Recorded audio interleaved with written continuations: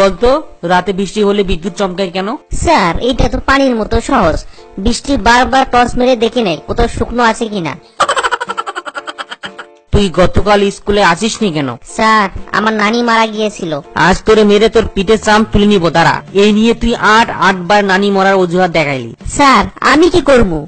নানি যতবারই মরেছে নানা আরেকটা নতুন বিয়ে করেছে। আজ তোরে একটা ইমোশনালি প্রশ্ন করব, দেখি তুই কত পাকা হইছস। নো প্রবলেম স্যার, আপনি ট্রাই করতে পারেন। আচ্ছা তুই বলতো বিয়ের সময় মাইয়ারা এত কান্দে কে? কাঁদবো না স্যার? এতগুলা পোলার সাথে প্রেম করার পর একটা মাত্র জামাই, এইটা কি সহ্য হয়?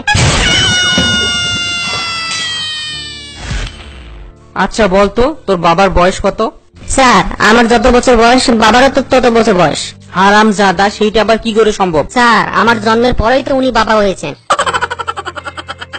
আজ স্কুলে আসছে, তোর এত দেরি হলো কেন? রাস্তার পাশে একটা সাইনবোর্ডে লেখা ছিল সামনে স্কুল, ধীরে চলুন, তাই ধীরে আসলাম আর তাই দেরি হয়ে গেল। বল্টু বলতো তোর মতে এবছর শান্তিতে নোবেল পুরস্কার কাকে দেওয়া উচিত বলে মনে হয়? স্যার যিনি টয়লেট আবিষ্কার করেছেন, কারণ তিনি পৃথিবীর কোটি কোটি মানুষের শান্তির জন্য কাজ করেছেন, আর এর আগে তাকে কখনো নোবেল পুরস্কার দেওয়া হয়নি বলেই এবছর তাকে নোবেল পুরস্কার দেওয়া উচিত বলে আমার মনে হয়। চরিত্রবান হতে চাও তো এখন থেকে সব মহিলাদের মা বলে ডাকা শুরু করো। কিন্তু তাতে তো আমার চরিত্র ঠিক থাকবে, কিন্তু আমার বাবার চরিত্র। বল্টু বলতো এক পায়ে নুপুর আমার অন্য পা খালি, এর পরের সেন্টেন্স কি হবে? স্যার এর পরের সেন্টেন্স হবে এক পাশে বউ আমার অন্য পাশে শালি। আচ্ছা তুই বলতো যে কানে শুনে না তাকে কি বলে? তাকে যে কোনো কিছু বলা যায়, এমনকি তাকে যে কোনো ভাষায় গালিও দেওয়া যায়, কারণ সে তো আর কানেও শোনে না। সবাই তুই স্কুলে তাড়াতাড়ি আসে, তুই আজকে দেরি করে আসলি কেন? স্যার দল বেঁধে আসে তো কুকুর বিড়াল্লা, কিন্তু সিংহ তো একাই আসে।